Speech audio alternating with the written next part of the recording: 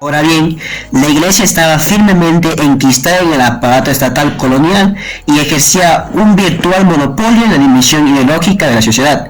La burocracia eclesiástica no solo tenía a su cargo la evangelización de las masas indígenas y la función educativa de los colonizadores, sino que al imponer su cosmovisión de la cristiandad como horizonte ideológico fundamentaba el derecho de la conquista y la consolidaba las relaciones de explotación imperantes. Junto a esto, la Iglesia fue adquiriendo cada vez más mayor parte en el poder económico hasta transformarse en el primer terrateniente de la audiencia. La Iglesia era la institución con más recursos para promover actividades culturales. En realidad, una de las funciones básicas entre los más notables intelectuales de la época estaban los clérigos y algunas monjas.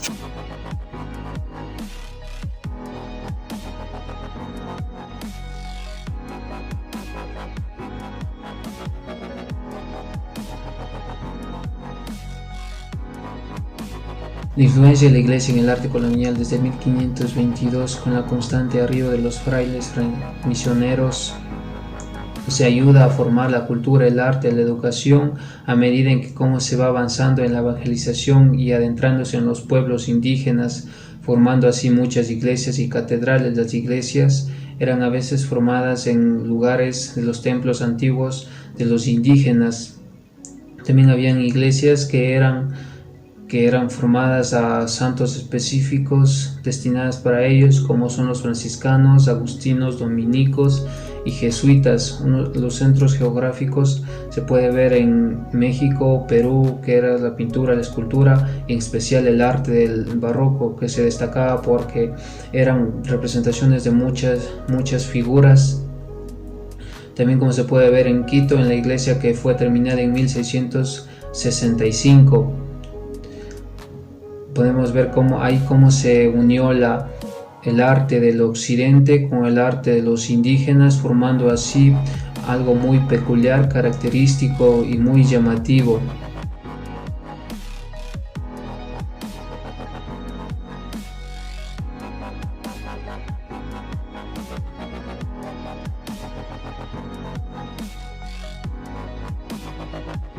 Acompáñanos a ver acerca de un poquito de la Iglesia Católica en la República. Una de las partes más influyentes de la Iglesia Católica, que fue y siempre es el pilar fundamental para el Estado. En una de ellas se ha fomentalizado la imprenta, la educación y la evangelización. Esto se ha dado mediante en el artículo 8 de la canonización de Roma. Mediante de ello se ha ido fomentando los que son los registros para los nacimientos, bautismos, matrimonios y actas de defunción. Mediante de ello también se surgieron lo que son las escuelas de evangelización y educación. Por este proceso tan largo que se ha ido suscitando en la Iglesia Católica, se ha desarrollado muchas influencias. Por ejemplo, los jesuitas, los franciscanos y diferentes comunidades. Esta influencia en el Ecuador se ha dado con sus principios y sus bases para construir una evangelización a las comunidades. Y todo este proceso ha dado gracias a la conquista y a las reformas que se han originado en la Real Audiencia de Quito.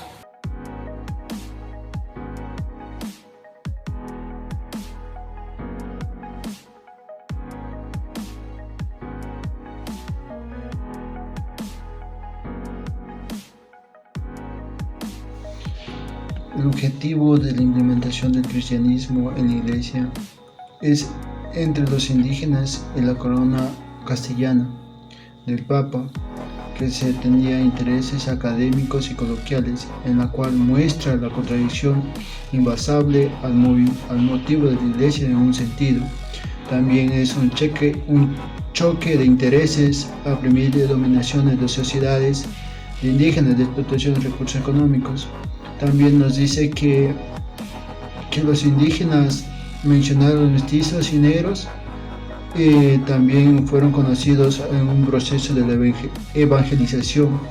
También fue un ejemplo y diverso. A medida de la evangelización implica la existencia de dos referentes en el evangelizador y que el que iba a ser evangelizado, y también en medida de lo omnipotente evangelizador como es la sociedad indígena, que fueron diferentes entre sí, también diversos al interior al elemento del evangelizador, y adquirió un proceso de evangelización en mucho tiempo de lugar, en la cual en el mundo de los indígenas taínos del Caribe y en andino tenían bases económicas profundamente en el lado.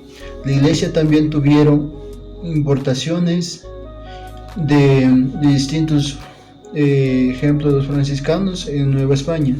También nos dice que también estaban los dominicos de Perú y el Papa, ¿no?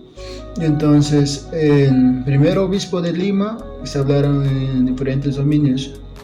Ambos tuvieron posiciones de muy diferentes aspectos que población de la indígena de la evangelización. En relación estaba en una observación importante de descartar de un trabajo.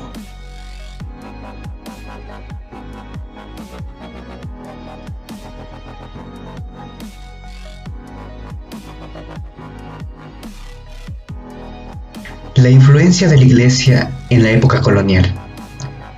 La Iglesia se empieza a extender en la colonia gracias a la ayuda de los conquistadores.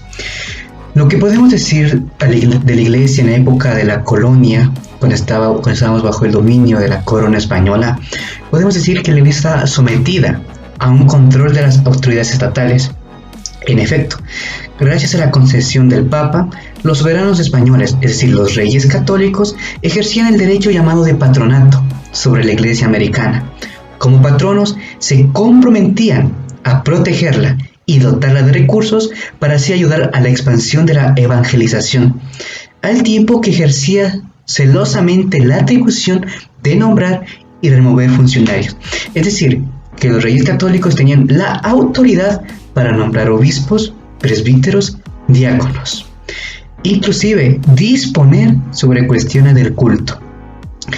La Iglesia estaba firmemente enquistada en el aparato estatal colonial y ejercía, por así decirlo, un virtual monopolio de la dimensión ideológica de la sociedad, al igual que la Iglesia estaba en la burocracia, no solamente en su burocracia eclesiástica, sino estaba también en la burocracia colonial, ya que no solamente tenía a su cargo la evangelización de las masas indígenas y la función educativa de los colonizadores, sino que también tenía la función de imponer su cosmovisión de la cristiandad como horizonte ideológico, fundamentaba el derecho de la conquista.